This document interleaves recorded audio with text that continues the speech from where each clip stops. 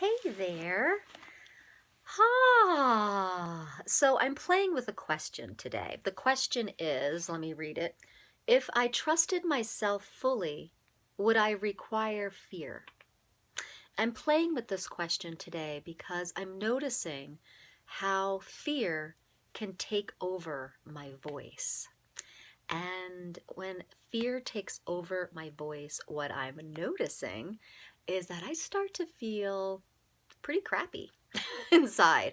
I start to feel scared and separate and untrusting, and yeah, I think life becomes like overwhelming and it feels really heavy.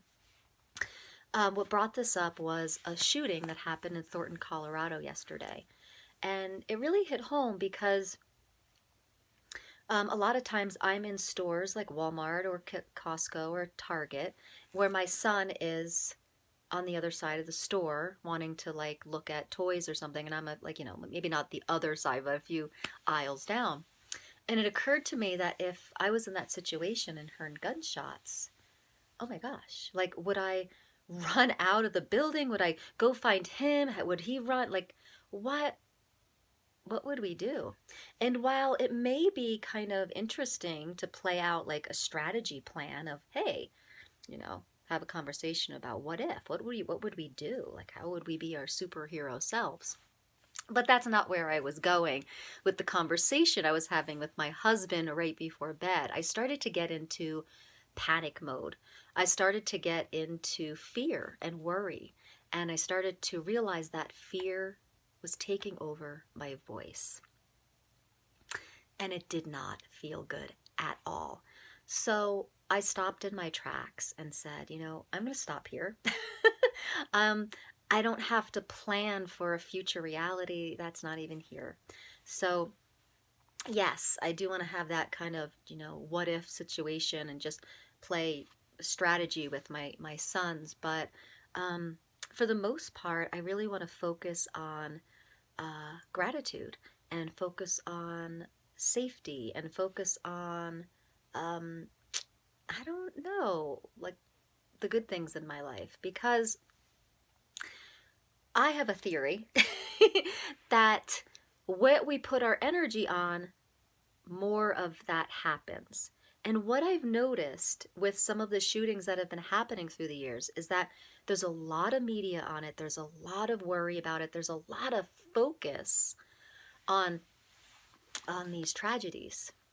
And while yes, we want to honor the people that have passed, I really feel like putting too much attention on these tragedies is actually creating more of them. And it feels like the more attention we put on them, the more that they're happening. Maybe that's a simplistic view, but it seems to be the case. It just seems energetically to see what's happening. So, how do we stop fear from hijacking our voice? Well, I looking at fear in two different ways. One, fear can be a distraction or it can be a potency. And if we really are truly willing to live our lives aware, then fear becomes a great tool. We have a moment of fear and we ask a question. It's just like, is this going to contribute to me? Do I really want to go into that store right now?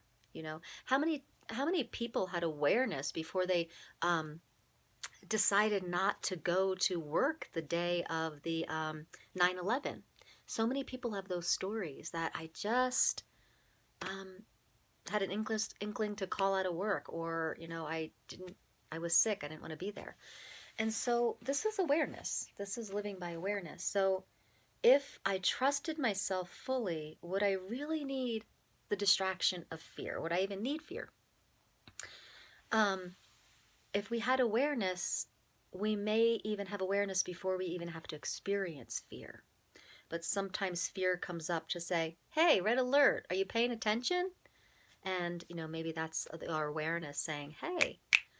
But when it's overactive, like us humans have this way of using a a tool of of the human existence, but overdoing it, like overdoing like thoughts, overdoing fear, like hyper focusing on it.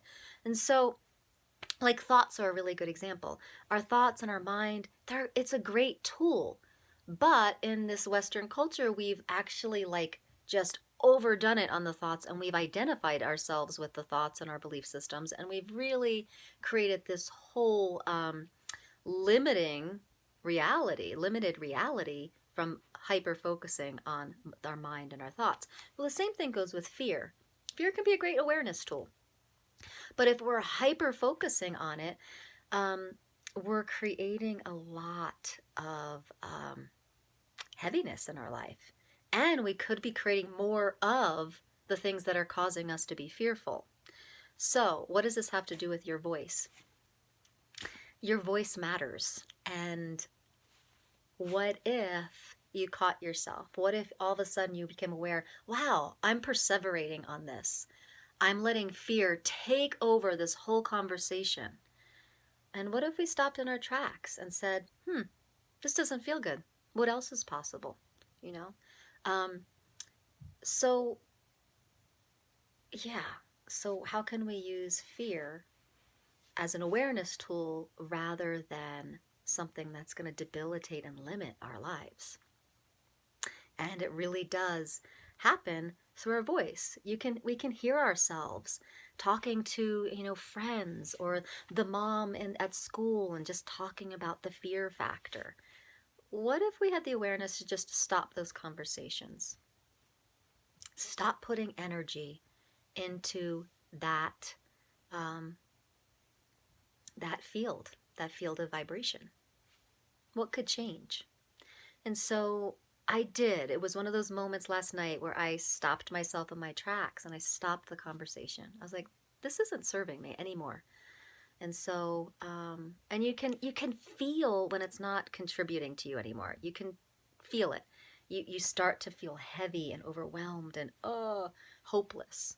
And I started to feel that hopeless. I was like, the only way out of this world is just to like die. I mean, like, what am I supposed to do about all these shootings and my kids and And I just had to back off and be like, you know what? What if I trusted myself no matter what? And whatever happens, happens, and trust that flow. So I don't know if this was a contribution, but I hope it was. I wanted to use my voice to talk about voice and how we use our voice to step out of the fear and use our voice for a different capacity rather than promoting more fear. And so, yeah. And if you want to hear more stuff like this, please join the link below. You're welcome to subscribe. Or if this is on Facebook, just thank you. Thank you for watching. And I think out of this whole experience, what I'm going to do is create a telecall. And it's going to be called, I have it written down here, Free the Fear Telecall. And this is going to be on voice, Reiki, and possibility. So look out for that invitation if you want to be part of that telecall, Free the Fear. All right, take care. Have a great, fearless day using your voice for things that are going to be uplifting and creating more of that in the world.